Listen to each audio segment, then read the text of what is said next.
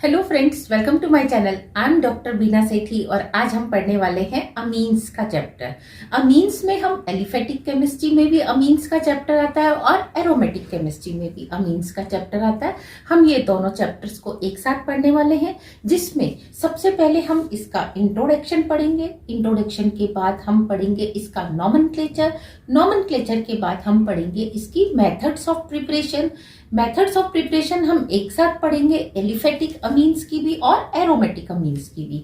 इससे होने वाला क्या फायदा है आपको कि आपको कम टाइम में दोनों चैप्टर्स की मेथड ऑफ प्रिपरेशन, उनकी सिमिलैरिटीज और उनमें जो डिफरेंस है वो एक साथ पता चलेगा। इसके बाद हम पढ़ेंगे physical properties of both types of amine और साथ में हम पढ़ेंगे केमिकल प्रॉपर्टीज। और केमिकल प्रॉपर्टीज को पढ़ने के बाद हम पढ़ेंगे आइसोलेशन ऑफ अमीन्स, यानी कि प्राइमरी, सेकेंडरी, टर्शरी अमीन्स अगर एक साथ मिक्स है तो उनका आइसोलेशन कैसे किया जाए। और साथ में हम पढ़ने वाले हैं डिस्टिंग्विश टेस्ट ऑफ अमीन्स, यानी कि आपको अमीन का टेस्ट करना है। आपको अलग अलग बॉटल्स में प्राइमरी, सेकेंडरी, टर्शरी या एलिफेटिक और एरोमेटिक अमीन दे दी है, तो आप ऐसा कौन सा टेस्ट परफॉर्म करेंगे कि आप उनको डिस्टिंग्विश कर पाए। तो इस सारे चैप्टर में हम ये पढ़ने वाले हैं। तो सबसे पहले हम स्टार्ट करते हैं इसका इंट्रोडक्शन। तो इंट्रोडक्शन में आप देखिए, जो अमीन्स हैं इनमें एक कॉमन ग्रुप होता है जिसको हम कहते हैं NH2, अमीनो ग्रुप होता है। और इस अमीनो ग्रुप की जहां अटैचमेंट होती है कार्बन के जिस ग्रुप के ऊपर, अगर वो एलिफेटिक है तो क्या होगा एलिफेटिक अमीन, और अगर वो एरोमेटिक है तो उसे हम कहेंगे एरोमेटिक अमीन। तो ध्यान दो, ये RNH2 एक जनरल फॉर्मूला है अमीन्स का। साथ में अगर इस R की वैल्यू मिथाइल है तो हम इसे कहने वाले हैं मिथाइल अमीन। लेकिन IUPAC नॉमेनक्लेचर में हम इसको अमीनो मीथेन कहते हैं, जो हम बाद में पढ़ेंगे। इसके बाद अगर R की वैल्यू इथाइल है तो हम इसे कह देते हैं इथाइल अमीन या फिर अमीनो इथेन। सिमिलरली ये देखो NH2 ग्रुप है और ये आइसोप्रोपाइल ग्रुप है, तो इसका नाम हो जाएगा आइसोप्रोपाइल अमीन। लेकिन इस आइसोप्रोपाइल की जगह ये प्रोपाइल ग्रुप होगा तो हम इसे कहेंगे प्रोपाइल अमीन। इन दोनों का अगर हम IUPAC नॉमेनक्लेचर देखें तो ये होगा 1 अमीनो प्रोपेन, जबकि ये होगा 1 2 3 2 अमीनो प्रोपेन। सिमिलरली अगर 4 कार्बन की सीधी चेन है और प्राइमरी कार्बन पे अमीनो ग्रुप जुड़ा हुआ है, यानी कि कॉर्नर के कार्बन पे, तो हम इसे बोलते हैं ब्यूटाइल अमीन। लेकिन अगर वो चेन जो है पीछे सेकेंडरी ब्यूटाइल है, यहाँ देखो ये जो ग्रुप है ये कौन सा ग्रुप है, आइसोब्यूटाइल ग्रुप है, तो इसे हम बोलेंगे आइसोब्यूटाइल अमीन। और क्योंकि ये टर्शरी ब्यूटाइल ग्रुप है तो हम इसे कहेंगे टर्शरी ब्यूटाइल अमीन। यहाँ ये सारी एलिफेटिक अमीन्स होती हैं और ये सारी की सारी अमीन्स 1 डिग्री होती हैं, यानी कि प्राइमरी अमीन्स होती हैं। ऐसे सारे अमीनो कंपाउंड्स जिसमें नाइट्रोजन के पास 2 हाइड्रोजन होते हैं उन्हें हम प्राइमरी अमीन्स कहते हैं। इसी तरीके से अब आप ये देखिए कि जो NH2 ग्रुप है वो किससे जुड़ा हुआ है, सैचुरेटेड कार्बन से जुड़ा हुआ है, तो ये भी एलिफेटिक अमीन्स के अंदर आएगा।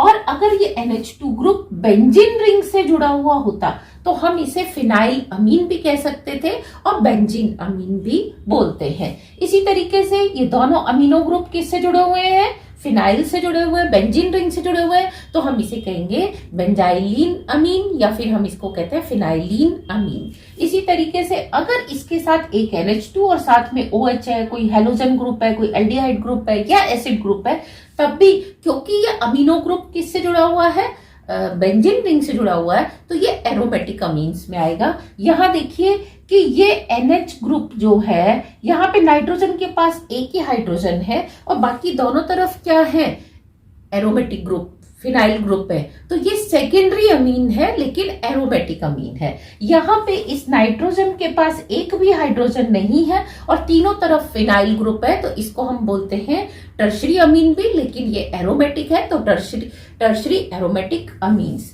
और यहाँ ध्यान दीजिए कि ये नाइट्रोजन के पास एक हाइड्रोजन है, एक लोन पेयर है, लेकिन दोनों तरफ क्या है, R ग्रुप। R में भी मिथाइल इथाइल दोनों सेम भी हो सकते हैं, डिफरेंट भी हो सकते हैं, तो इसको हम सेकेंडरी अमीन या फिर हम इसको 2 डिग्री अमीन बोलते हैं। जब नाइट्रोजन के एक हाइड्रोजन रिप्लेस हो जाए, यानी कि नाइट्रोजन से 3 हाइड्रोजन जुड़ सकती हैं और एक हाइड्रोजन रिप्लेस होके आर ग्रुप आ जाता है तो वो प्राइमरी अमीन होता है। लेकिन जब 2 हाइड्रोजन रिप्लेस होके आर ग्रुप हो जाते हैं तो वो सेकेंडरी या 2 डिग्री अमीन्स होते हैं। और अगर तीनों हाइड्रोजन रिप्लेस हो जाए और उसकी जगह आर ग्रुप आ जाए, वो सेम भी हो सकते हैं तीनों आर, और हो सकता है एक आर डैश हो दूसरा आर डबल डैश हो, तो ये क्या होता है टर्शरी अमीन। लेकिन अगर नाइट्रोजन अपना लोन पेयर देकर भी एक आर ग्रुप से जुड़ जाए तो इसके ऊपर पॉजिटिव चार्ज आ जाता है, साथ में कोई एक्स ग्रुप होगा या ओ एच ग्रुप होगा, कुछ भी हो सकता है साइड में नेगेटिव आयन, तो इनको हम क्वाटरनरी अमीन्स नहीं, क्वाटरनरी अमोनियम सॉल्ट्स बोलते हैं, क्योंकि ये अमोनियम ग्रुप की तरह है। जैसे आप NH4Cl पढ़ते हो तो आप इसको अमोनियम बोलते हो, तो सेम वे में ये अमोनियम सॉल्ट्स होते हैं। इसके बाद हम देखने वाले हैं इनका नॉमेनक्लेचर। IUPAC नॉमेनक्लेचर में सबसे पहले हम चेन का सिलेक्शन करते हैं, मेन चेन का। तो मेन चेन में यहाँ देखिए इसके अंदर ये एक कार्बन की चेन बनेगी और इसको अमीनो ग्रुप को हम एज ए प्रीफिक्स लिखते हैं, और ये क्योंकि प्राइमरी अमीनो ग्रुप है तो इसको हम अमीनो ही कहेंगे और इसका नाम हो जाएगा अमीनो मीथेन, क्योंकि एक कार्बन की चेन को हम क्या कहते हैं मीथेन। और इसी तरीके से अगर हम सेकेंड कंपाउंड को देखें तो यहाँ पे क्या हो जाएगा अमीनो इथेन, अमीनो ग्रुप आएगा और साथ में आ जाएगा इथेन। और इसमें हम बात करें तो क्योंकि ये 3 कार्बन की चेन है, इसमें नंबर 1 पे क्या जुड़ा हुआ है अमीनो ग्रुप, और इसमें अगर ये 4 कार्बन की चेन पे नंबर 1 पे अमीनो ग्रुप हो तो हम इसे बोलेंगे 1 अमीनो, और इसको बोलेंगे प्रोपेन। और अगर ये होगा तो इसका नाम हो जाएगा 1 अमीनो ब्यूटेन। इसी तरीके से यहाँ 4 कार्बन की चेन है लेकिन अमीनो ग्रुप जो है वो इधर से पास है, 2 नंबर के कार्बन पे है, तो हम इसे बोलेंगे 2 अमीनो। 2 के बाद डैश लगा के हम लिखने वाले हैं अमीनो और साथ में लिखेंगे ब्यूटेन। और यहाँ पे देखिए 4 कार्बन की चेन है, अमीनो को यहाँ से 2 नंबर मिल रहा है लेकिन सब्स्टिट्यूएंट को सब्स्टिट्यूएंट यहाँ से ज्यादा क्लोज है, तो हम सब्स्टिट्यूएंट और अमीनो ग्रुप के कंपैरिजन में अमीनो ग्रुप को क्या करते हैं नियरेस्ट नंबर देते हैं, तो ये हो जाएगा 1 2, स्मॉलेस्ट नंबर इसको मिलेगा तो ये होगा 2 अमीनो 3 मिथाइल, 2 अमीनो, फिर लिखेंगे हम 3 मिथाइल और साथ में लिखेंगे ब्यूटेन। ओके, तो ये था जब एक अमीनो ग्रुप है। लेकिन अगर इसी कार्बन कंपाउंड में 2 अमीनो ग्रुप जुड़े हुए हैं तो हम इनका नाम क्या कर देंगे डाई अमीनो लिख देंगे। जैसे यहाँ पे इसके साथ एक NH2 ग्रुप और है और वो सेम कार्बन पे है तो हम इसको लिखेंगे डाई अमीनो मीथेन। और यहाँ 2 पॉसिबिलिटी है हमारी कि वो इधर भी हो सकता है सेम कार्बन पे, तो इसका नाम हो जाएगा 1 डाई अमीनो इथेन। लेकिन अगर ये ऐसे हो एक इस कार्बन पे और एक इस कार्बन पे तो हम इसका नाम देंगे 1 डाई अमीनो इथेन। फिर यहाँ पे अगर 3 नंबर पे है तो 1 डाई अमीनो प्रोपेन, और 2 पे होगा तो 1 डाई अमीनो प्रोपेन, और अगर एक ही नंबर पे आ जाएंगे तो हम इसे बोलेंगे 1 di amino propane. Similarly butane और पेंटेन में हम क्या करते हैं अमीनो ग्रुप की पोजीशन को देख के उसका नाम देते हैं। अब यहाँ हम देखते हैं कि अगर आपने क्या किया कि ये NH2 ग्रुप लगाया और इसके एक हाइड्रोजन को रिप्लेस कर दिया आपने किससे मिथाइल ग्रुप से, तो अब ये प्राइमरी अमीनो नहीं है बल्कि क्या है ये सेकेंडरी अमीनो कंपाउंड है। तो इसमें जो लॉन्गेस्ट है उसको हम मेन चेन बनाएंगे। तो ये तो क्या है दोनों बराबर है तो हमने इसी को मेन चेन बना लिया, यू कैन सेलेक्ट एनीवन। तो अब पहले इसका नाम क्या था अमीनो मीथेन, लेकिन अब N से क्या जुड़ा हुआ है मिथाइल, तो इसका नाम हो जाएगा N मिथाइल और अमीनो मीथेन। ओके, और अगर इस कंपाउंड में NH और CH3 आ जाए तो इसका नाम क्या हो जाएगा N मिथाइल अमीनो, क्योंकि अमीनो तो है ही है, एन मिथाइल अमीनो, मतलब अमीनो में एक हाइड्रोजन की जगह मिथाइल ग्रुप आ गया और इसका नाम हो जाएगा एन मिथाइल अमीनो इथेन। और अगर प्रोपेन में आएगा तो प्रोपेन, क्योंकि जैसे आपने ये लिया, अब इसमें आप देखो कि कौन सी चेन बड़ी है। नेचुरली ये 3 कार्बन की चेन बड़ी है, ये 2 वाली छोटी है, तो मेन चेन जो है ये वाली सिलेक्ट होगी। और इसमें 1 नंबर पे क्या है, अमीनो, और उसमें एन से क्या जुड़ा हुआ है, इथाइल ग्रुप, तो इसका नाम होने वाला है एन इथाइल अमीनो प्रोपेन। और वो भी किसके ऊपर है, 1 के ऊपर, तो हम बोलेंगे 1 अमीनो प्रोपेन। और इसमें अगर दोनों तरफ ही क्या हो, प्रोपाइल ग्रुप हो, तो आप क्या कर सकते हैं, किसी को भी मेन चेन सेलेक्ट कर सकते हैं। तो जैसे मैंने इसको सेलेक्ट कर लिया तो हो जाएगा एन प्रोपाइल 1 अमीनो प्रोपेन। फिर अगर इसमें आपको लगे कि 2 हाइड्रोजन रिप्लेस हो गए और क्या हो गया, 2 मिथाइल ग्रुप आ गए, तो देखो पहले इसका नाम क्या था, 1 अमीनो प्रोपेन था, लेकिन अब एन से क्या हो गया, 2 मिथाइल ग्रुप आ गए, तो इसका नाम होने वाला है एन एन, क्योंकि सेम में एन के ऊपर 2 मिथाइल ग्रुप है, तो इसका होगा एन एन डाई मिथाइल और क्या होगा 1 amino propane, N N di methyl 1 amino propane. और अगर हम क्या देखें कि 2 डिफरेंट अमीनो ग्रुप है, एक ये अमीनो ग्रुप है और एक आपका ये अमीनो ग्रुप है, और दोनों अमीनो में एक हाइड्रोजन रिप्लेस होकर क्या हो गया, एक एक मिथाइल ग्रुप लग गया।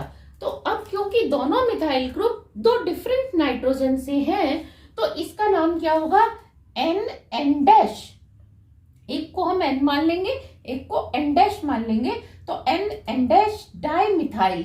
और अमीनो ग्रुप कहाँ पे है, 1 2 डाई अमीनो, 1 2 डाई अमीनो, और मेन चेन क्या है आपकी, प्रोपेन, तो इसका नाम हो जाएगा N N dash di methyl 1 3 होगा, सॉरी ये होगा 1 3 डाई अमीनो प्रोपेन। अब हम बात करते हैं, अगर क्या हो यहाँ पर 2 अलग अलग अमीनो ग्रुप है, एक क्या है जिससे एक ही मिथाइल ग्रुप एक्स्ट्रा लगा है, जबकि दूसरे से 2 लगे हुए हैं, तो यहाँ ध्यान दो, जैसे इससे 1 लगा है और इससे क्या है 2 मिथाइल ग्रुप लगे हुए हैं, तो इसका नाम क्या होगा, क्योंकि 2 बार डैश लगाने की जगह हम 1 बार डैश लगाना पसंद करेंगे, तो इसका नाम होगा एन एन एन डैश, क्या नाम हो गया, एन एन एन डैश। और ट्राई मिथाइल 1 2 डाई अमीनो, और साथ में क्या होने वाला है, इथेन। ओके, और अगर यहां पर भी मिथाइल होता तो आपके पास चॉइस थी, आप कुछ भी लिख सकते हैं, तो इसका नाम हो जाता एन एन एन डैश और टेट्रा मिथाइल, क्या हो जाता, tetra methyl 1 2 di amino ethane. अब हम बात करें, अगर अमीनो ग्रुप भी है और कोई दूसरा ग्रुप जैसे OH ग्रुप है या एल्डिहाइड है या एसिड ग्रुप है, यानी कि इससे ज्यादा स्ट्रॉन्ग, जिसकी प्रायोरिटी सीक्वेंस उससे भी स्ट्रॉन्ग है, तो हम क्या करेंगे, पहले स्ट्रॉन्ग ग्रुप को नंबर देते हैं 1 और इसका हो जाएगा 3, तो इसका नाम होने वाला है, क्योंकि लिखते समय हम अल्फाबेटिकली चलते हैं, मैंने अलग से भी IUPAC के वीडियो में बताया हुआ है ये, तो 3 अमीनो और इसका नाम हो जाएगा 1 प्रोपेनॉल। ओके, अब यहाँ देखिए एल्कीन जो है अमीनो ग्रुप से क्या है, ज्यादा स्ट्रॉन्ग है, तो हम क्या करेंगे, इसको 1 2 3 4, क्योंकि इसको दोनों तरफ से क्या मिल रहे हैं, बराबर नंबर मिल रहे हैं, तो इसका हो जाएगा 1 अमीनो और फिर 2 ब्यूटीन। ओके, लेकिन यहां आप देखेंगे इन को नंबर 1 देने पर उसको कम नंबर मिलते हैं, लेकिन यहां से अमीनो को कम मिलते हैं, यहां से इन को कोई फर्क नहीं पड़ रहा था, तो हमने अमीनो को फोकस किया था, लेकिन यहां से इन को कम नंबर मिल रहे हैं, तो अब हम क्या करने वाले हैं, इसको नंबर कम देने वाले हैं, इसको ज्यादा। तो ये हो जाएगा आपका 4 अमीनो और 1 butene. Nomenclature of aromatic amines में सबसे पहला एग्जांपल है जब बेंजीन के साथ एक अमीनो ग्रुप जुड़ा हुआ है। तो देखा जाए तो इस ग्रुप को हटाने के बाद अगर यहाँ H लगा हो तो इसका नाम क्या होगा, बेंजीन। तो हम इसको क्या कह सकते हैं, अमीनो बेंजीन की एक हाइड्रोजन हट गया और उसकी जगह क्या लग गया, बेंजीन। तो जब हम अमीनो को एज ए प्रीफिक्स लिखते हैं तो हम इसको अमीनो लिखते हैं, ओ आगे अमीनो फिर बेंजीन। लेकिन जब हम इसे एज ए सफिक्स लिखते हैं यानी कि बेंजीन के बाद लिखते हैं तो हम इसका नाम हो जाता है बेंजीन अमीन। अब हम इसे बेंजीन अमीनो नहीं कहते। साथ में इस ग्रुप को अगर हम हटा दें तो ये जो ग्रुप बचा C6H5 इसका नाम एराइल भी होता है। तो ये हो जाएगा एराइल अमीन, या फिर इसको IUPAC ने इस नाम को एक्सेप्ट कर लिया है, इसका नाम एनेलीन भी होता है। एक्चुअली एनेलीन इसका ट्राइवियल नेम है, लेकिन अगर आपको बार बार हजारों जगह पर अमीनो बेंजीन या बेंजीन अमीन या एराइल अमीन लिखना हो तो इससे ये लिखना क्या है, कन्वीनियंट है। तो IUPAC ने इसके नाम को एज ए एनेलीन एक्सेप्ट कर लिया है और इसमें अगर कोई और सब्स्टिट्यूएंट लगा देंगे तो वो एनेलीन का सब्स्टिट्यूएंट माना जाएगा। तो ध्यान दीजिए, अगर इसमें हम एक हाइड्रोजन की जगह एक क्या लगा दें, मिथाइल सब्स्टिट्यूएंट लगा दें, तो अब क्योंकि वो मिथाइल N से जुड़ा हुआ है तो इसका नाम होगा N मिथाइल, और क्या होगा, आगे स्मॉल a हो जाएगा अमीनो बेंजीन, या N methyl aniline, N methyl aryl amine, N methyl benzene amine. और अगर ये यहाँ पे C2H5 होता तो इसका नाम क्या होने वाला था, N इथाइल अमीनो बेंजीन, यानी कि N से जुड़ा हुआ है इथाइल ग्रुप। और अगर ये C3H7 होता तो ये प्रोपाइल हो जाता और इसका नाम यहाँ हो जाता N प्रोपाइल, और बाकी का नाम सेम रहता। यहाँ अगर हम प्रोपाइल की जगह क्या लगा दें, एक और फिनाइल ग्रुप लगा देते हैं तो इसका नाम हो जाएगा N फिनाइल, और क्या होगा, एनेलीन या N फिनाइल अमीनो बेंजीन। तो आपने देखा कि N से जो सब्स्टिट्यूएंट है खाली वही चेंज होगा, पीछे का नाम जो है वो एज इट इज रहता है। अब अगर हम यहाँ पर 2 हाइड्रोजन रिप्लेस कर दें और इसकी जगह हम 2 मिथाइल ग्रुप लगा दें तो इसका नाम क्या होगा, यस करेक्ट आपने सोचा, इसका नाम होगा N और साथ में क्या होगा, di methyl, NN di methyl amino benzene, यानी कि जो पेरेंट नेम है वो एज इट इज रहता है। और यहाँ अगर एक इथाइल होता और एक मिथाइल होता तो N इथाइल क्या होगा, नाम N इथाइल, N मिथाइल,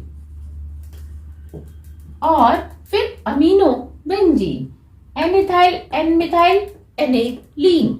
आपने जो भी सब्स्टिट्यूएंट है उसी के हिसाब से इसका नोमेनक्लेचर करना होता है।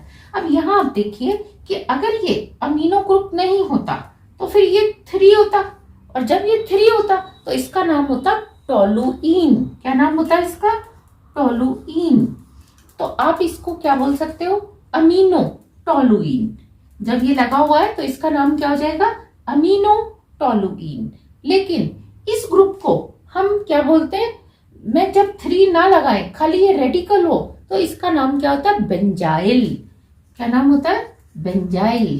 तो अमीनो लग रहा है तो हम लिख सकते हैं बेंजाइल अमीन, या तो आप लिखेंगे अमीनो टोलुइन। क्या लिखेंगे, अमीनो टोलुइन, या आप लिखेंगे बेंजाइल अमीन।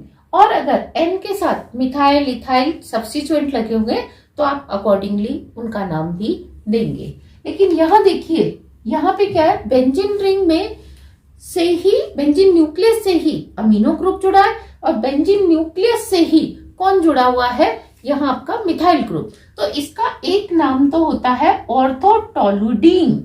ऑर्थोटोलुडीन के साथ आप इसको बोल सकते हैं ऑर्थो मिथाइल एनिलीन, या आप उल्टा बोल सकते हैं ऑर्थो अमीनो, और ये पूरा ग्रुप क्या होता है, टोलुइन। तो हो जाएगा ऑर्थो अमीनो टोलुइन या ऑर्थो मिथाइल एनिलीन, या दोनों को मिला के आप क्या बोल सकते हैं, ऑर्थो टोलुडीन। और अगर मिथाइल की जगह OCH3 ग्रुप है तो हम इसे बोलते हैं ऑर्थो एनिसिडीन या फिर ऑर्थो मिथॉक्सी। आप इसको सब्स्टिट्यूएंट मानो और पेरेंट कंपाउंड क्या मान सकते हो, एनिलीन। तो इसका नाम हो जाएगा ऑर्थो मिथॉक्सी एनिलीन, या आप एनिलीन का NH2 ग्रुप को क्या मानो, सब्स्टिट्यूएंट। तो इसका पेरेंट का नाम क्या होता है, एनिसोल। तो इसका नाम हो जाएगा ऑर्थो अमीनो एनिसोल। और अगर ये ग्रुप्स ऑर्थो की जगह मेटा पे होंगे तो आगे मेटा आ जाएगा, और पैरा पे होंगे तो पैरा आ जाएगा। सिमिलरली यहाँ ऑर्थो की जगह मेटा पे है तो मेटा, और पैरा पोजीशन पे है तो पैरा आने वाला है। लेकिन अगर दो अमीनो ग्रुप मेटा पोजीशन पे है तो क्या हो जाएगा, ऑर्थो डाई अमीनो बेंजीन। क्योंकि सॉरी मेटा पे है तो meta di amino benzene, ortho पे तो ऑर्थो डाई अमीनो बेंजीन। और आप एक को सब्स्टिट्यूएंट और एक को एनिलीन माने तो वो भी आप मान सकते हैं कि मेटा अमीनो एनिलीन। साथ में इस कंपाउंड में हम एक नाम और भी दे सकते थे कि आप इसको आप चेन मान लो, मेन चेन। तो इसका नाम क्या हो जाएगा, अमीनो फिनाइल, और ये मेन चेन है तो मीथेन। तो आप इसका इस तरीके से नॉमेनक्लेचर कर सकते हैं। Now we will see structure of primary, secondary, tertiary amines and stereochemistry of primary, secondary, tertiary amine and quaternary ammonium salts। तो ध्यान दीजिए कि नाइट्रोजन का electronic configuration 1s2 2s2 2p3 होता है, और ये 2s2 2p3 जब इसमें sp3 हाइब्रिडाइजेशन होता है तो आपको 4 ऑर्बिटल मिलते हैं, sp3 hybrid orbital which are isolated or located at 109 degree and 28 minute angle. लेकिन उसमें 3 में एक एक इलेक्ट्रॉन होगा, सिंगल अनपेयर इलेक्ट्रॉन। लेकिन चौथे ऑर्बिटल में क्या होता है, 2 इलेक्ट्रॉन्स होते हैं, अ पेयर ऑफ इलेक्ट्रॉन, जिसको हम लोन पेयर ऑफ इलेक्ट्रॉन कहते हैं। अगर यहाँ पे तीनों साइड हाइड्रोजन के एक एक इलेक्ट्रॉन के साथ बॉन्ड बने, या हाइड्रोजन का 1s1 ऑर्बिटल इसके साथ जब ओवरलैप करता है तो आपको अमोनिया मॉलिक्यूल मिलता है, जो कि आपका पिरामिडल स्ट्रक्चर होता है, जिसकी ज्योमेट्री क्या होती है, पिरामिडल। लेकिन अगर इसमें एक हाइड्रोजन की जगह एक मिथाइल ग्रुप इस तरीके से इसके साथ ओवरलैप करे तो हम क्या देखते हैं कि ये आपका बन जाता है प्राइमरी अमीन। और जैसे अमोनिया में ये बॉन्ड एंगल 109 की जगह कितना होता है, 107 degree, because of this lone pair. हम जानते हैं valence shell electron pair repulsion theory के अकॉर्डिंग लोन पेयर का बॉन्ड पेयर के लिए जो रिपल्शन है वो ज्यादा होता है, इसीलिए ये तीनों हाइड्रोजन जो है पास पास आ जाते हैं और इसका बॉन्ड एंगल 107 होता है अमोनिया में। सिमिलरली जब आप प्राइमरी अमीन बनाते हैं तो एक हाइड्रोजन की जगह जब मिथाइल ग्रुप आ जाता है तब भी इसका बॉन्ड एंगल 107 डिग्री ही रहता है।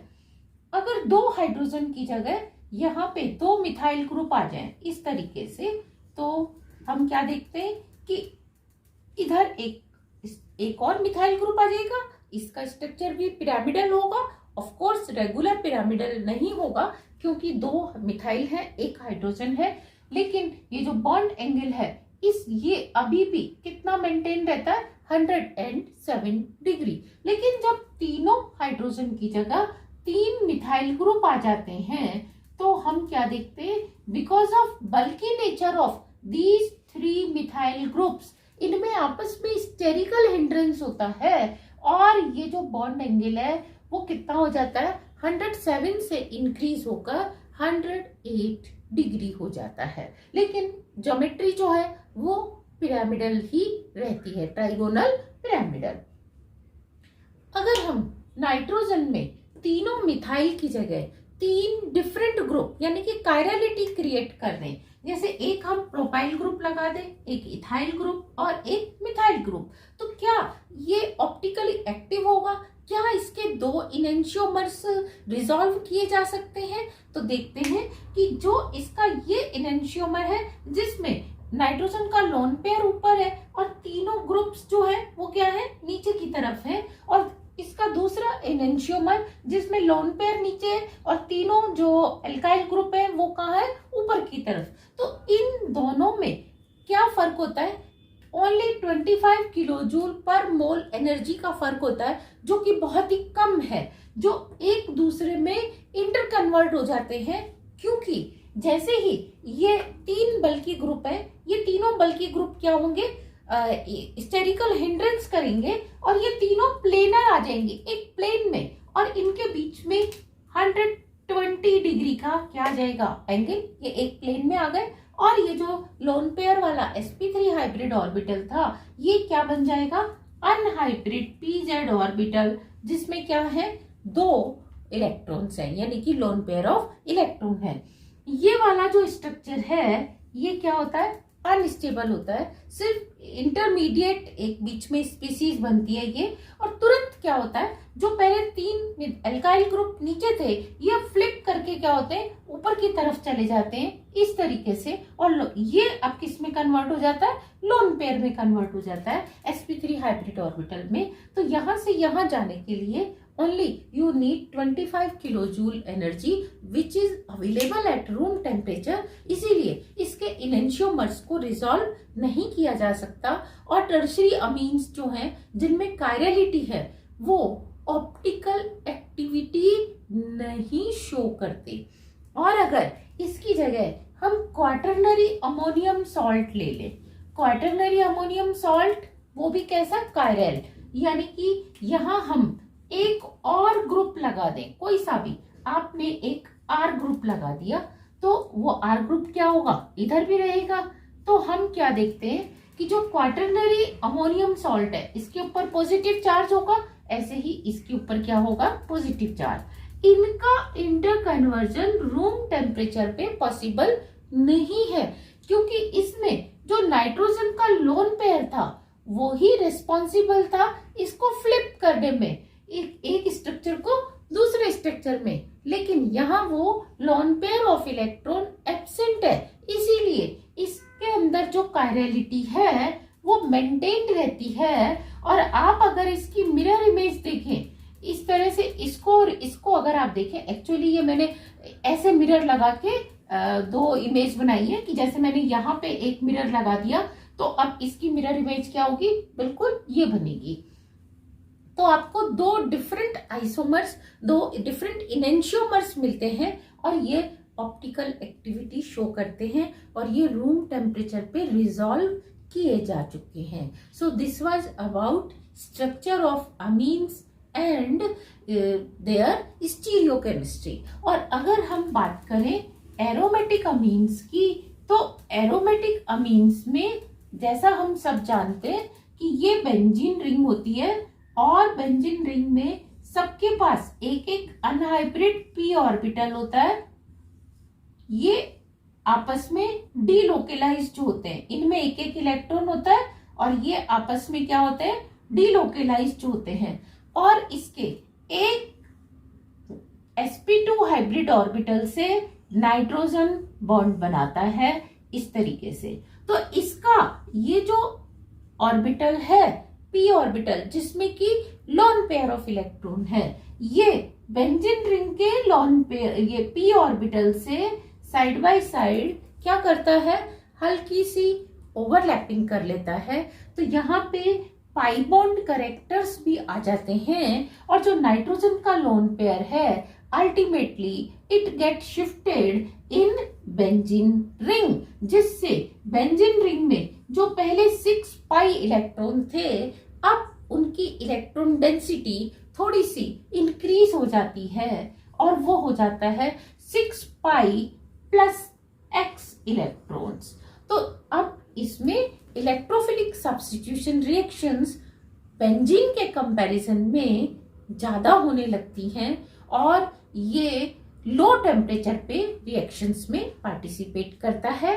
अमीनो ग्रुप का यहाँ पे कौन सा इफेक्ट होता है, ये +M और आप कह सकते हैं +R, यानी कि मीसोमेरिक एंड रेजोनेंस इफेक्ट इसका +M होता है। लेकिन नाइट्रोजन की इलेक्ट्रॉन नेगेटिविटी का बेंजीन के कार्बन से ज्यादा होने के कारण ये जो सिग्मा बॉन्ड के इलेक्ट्रॉन्स थे ये टुवर्ड्स कहाँ शिफ्टेड रहते हैं, नाइट्रोजन की तरफ शिफ्टेड रहते हैं, जिससे इसका -I इफेक्ट होता है। तो अगर आपसे कोई पूछे कि अमीनो ग्रुप का बेंजीन में कौन सा इफेक्ट है, तो आप कहेंगे -I भी है, +M और +R इफेक्ट भी है, जिसके कारण इलेक्ट्रोफिलिक सब्स्टिट्यूशन रिएक्शंस बहुत आसानी से और लो टेम्परेचर पे हाई स्पीड के साथ होती हैं। So this was all about introduction of amines. साथ में हमने देखा नॉमेनक्लेचर ऑफ अमीन्स और हमने देखा इसका structure of amines and stereochemistry of amines. Next lecture में हम फिजिकल प्रॉपर्टीज और methods of preparation of amines को साथ में केमिकल प्रॉपर्टीज को 1 by 1 देखने वाले हैं। Thank you very much.